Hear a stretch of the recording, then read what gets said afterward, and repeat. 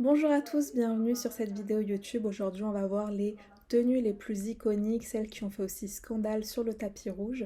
C'est parti.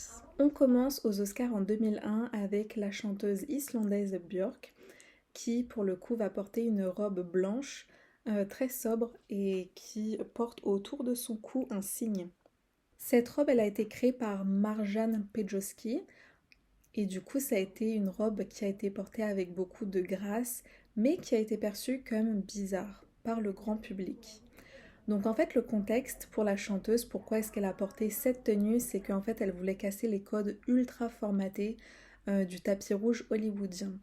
Elle voulait porter une tenue qui représente la grâce et la renaissance, d'où le signe autour du cou. La réaction du public, ça a été que ça a été vachement critiqué pour l'époque, que ça a été parodié, que tout le monde a dit que la robe était laide, et du coup de bizarre aussi, mais des années plus tard, en fait, c'est seulement là que la critique change et que au final, cette tenue est devenue iconique. Donc comme quoi, parfois il faut un peu de temps pour que ça soit apprécié. Ensuite, on passe en 2010 au MTV VMAs. Il y a Lady Gaga qui arrive sur la piste et qui porte une tenue, une robe faite en viande de la tête aux pieds. Cette robe, elle a été faite par le styliste Frank Fernandez. C'est de la vraie viande crue. C'est pas une viande synthétique. Je pense qu'aujourd'hui on pourrait en faire, tu vois, du synthétique, mais là c'était de la vraie viande. Donc en fait, on peut se dire c'est le style extravagant de Lady Gaga, mais il y a un message derrière. Et en fait, c'est que Lady Gaga, elle voulait protester contre la politique Don't Ask, Don't Tell et défendre les droits LGBTQ+, dans l'armée. Du coup, elle disait que si on ne se bat pas pour nos droits, on finira traité comme de la viande. Voilà. La réaction du public, ça a été entre fascination et dégoût. Voilà. Globalement, c'est dit, ouais, c'est Lady Gaga, voilà quoi. Mais il y a du coup des associations comme PETA qui a crié vraiment au scandale et du coup ça a été très mal vu dans ce sens. Mais avec le temps, cette robe est vraiment rentrée dans la culture pop. Je pense que mon avis sur cette robe, c'est que c'était vraiment osé et que la métaphore est forte, très forte. C'est un message qui est clair, qui est unique. Mais je pense que en soi, on n'a pas eu vraiment le message qui a été mis en avant. Visuellement, c'est une robe qui, voilà, qui choque, mais du coup, est-ce que c'est vraiment si efficace que ça si on doit le traduire en fait, ce message? Donc c'est très compliqué, c'était pas si simple à trouver, donc voilà.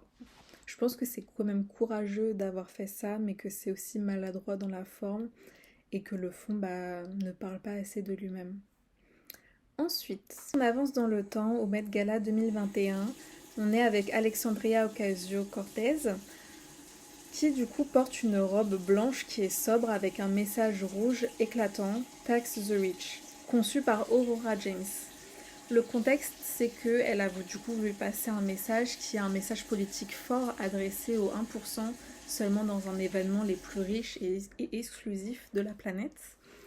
La réaction du public, ça a été ça a été mitigé.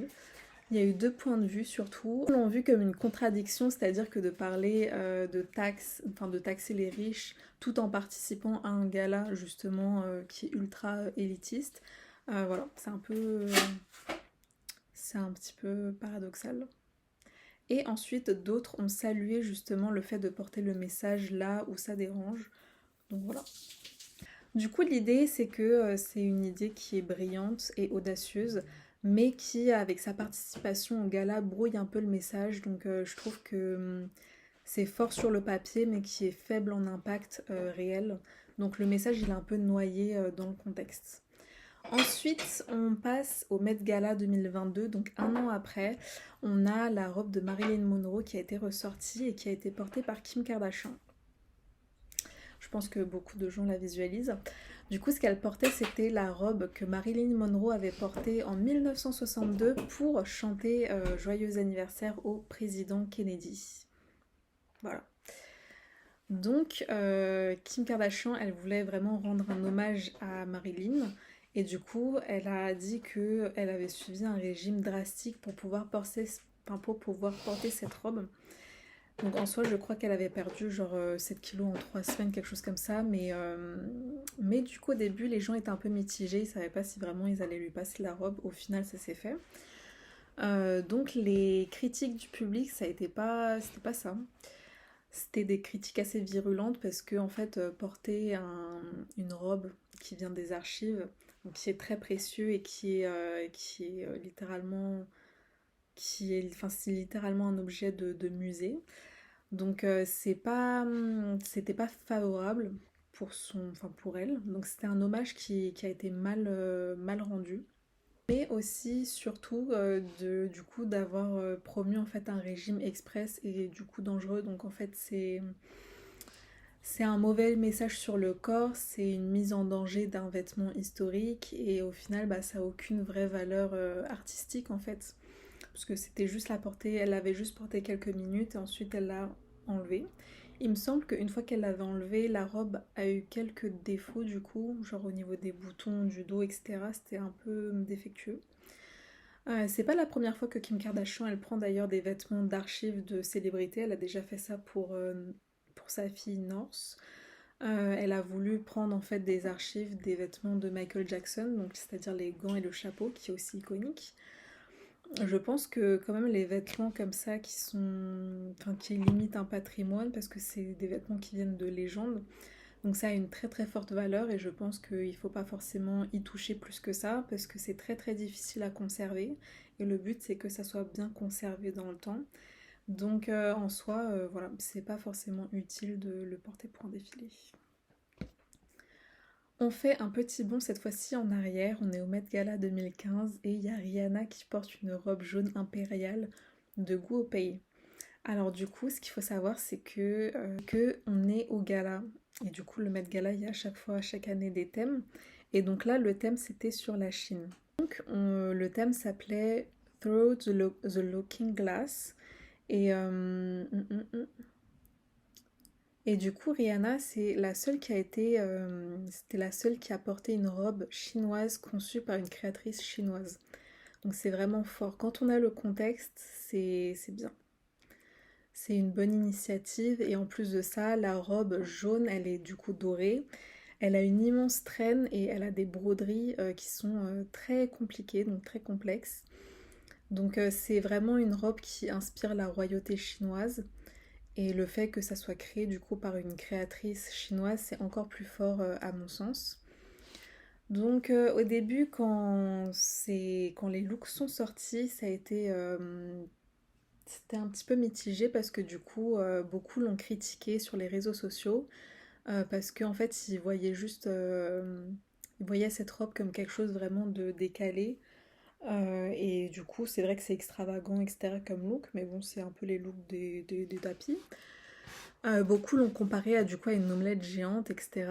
Alors que au final, avec le temps, c'est vraiment une tenue qui est restée iconique. Et du coup, on peut l'applaudir pour son respect du thème. Donc pour conclure, on a vu toutes ces tenues iconiques du tapis rouge, on a beaucoup appris, comme quoi que derrière les tenues, il y a un message, parfois un message fort, un message qui est là pour choquer, etc. Donc c'est une prise de risque. Voilà. Je pense que parfois il faut vraiment avoir le contexte de la soirée, avoir les thèmes, comprendre les messages. C'est vrai que parfois certains portent effectivement une tenue et au final le message il est un peu noyé dans toutes ces informations et au final il va pas vraiment ressortir et c'est vraiment on va rester focalisé sur le look, d'où le fait que parfois les critiques peuvent être virulentes.